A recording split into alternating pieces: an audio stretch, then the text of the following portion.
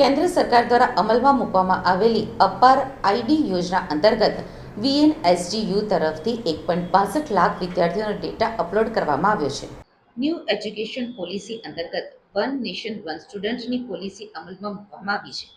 જેમાં ધોરણ 9 થી 12 અને કોલેજ કક્ષાએ અભ્યાસ કરી રહેલા તમામ વિદ્યાર્થીઓની શૈક્ષણિક ઉપલબ્ધિઓ જેવી કે તેમના પરિણામ, તેમના દ્વારા શીખવવામાં આવેલા કૌશલ્યલક્ષી તાલીમના કોર્સ અને એનએસએસ, એનસીસી સહિતની તમામ બાબતોને સમાવી લેવા માટે અપાર આઈડી ઓટોમેટેડ પરમેનન્ટ એકેડેમિક રજિસ્ટ્રીમાં ગણતરીના 100 દિવસમાં જ દેશભરની વિવિધ 450 કરતાં વધારે શૈક્ષણિક સંસ્થાઓએ 45 લાખ કરતાં વધારે વિદ્યાર્થીઓના ડેટા ડિજીલોકરમાં અપલોડ કર્યા છે.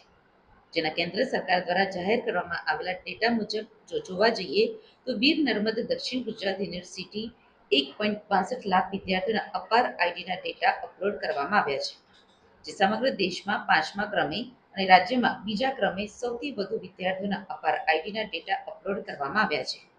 જેમાં સૌથી અગ્રેસર રીતે જોવા જઈએ તો મહારાષ્ટ્રની મહાત્મા જ્યોતિબા ફૂલે રોહિલખંડ યુનિવર્સિટી 4.8 લાખ આઈડી સાથે દેશમાં પ્રથમ ક્રમે છે.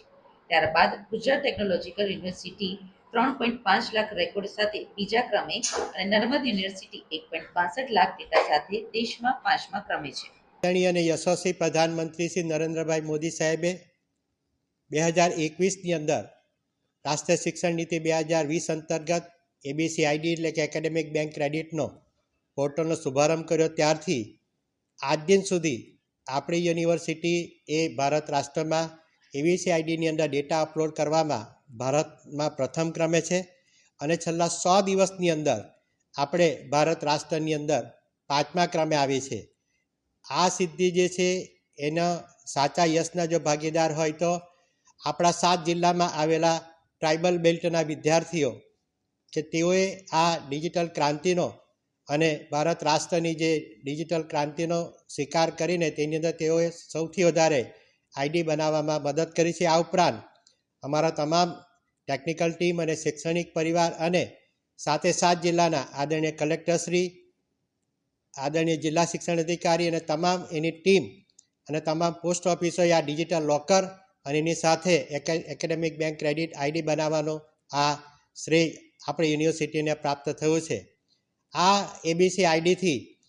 વિદ્યાર્થીઓના તમામ પ્રકારના એટલે કે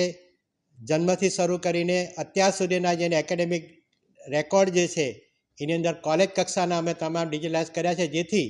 આ વિદ્યાર્થીઓ પૃથ્વી પર જીવે ત્યાં સુધી પૃથ્વી પર કોઈ પણ જગ્યાએ કોઈ પણ સમયે એ પોતાના આઈડીથી એ બતાવી શકે છે. એને માટે એને ફિઝિકલ વેરિફિકેશનની અને એને સાચવવાની સંપૂર્ણ મુક્તિ મળી છે અને એનો જે ડિજિટલ ક્રાંતિના ભાગરૂપે એ જે થયું છે એ માટે સર્વનો અમે આભાર માનીએ છીએ.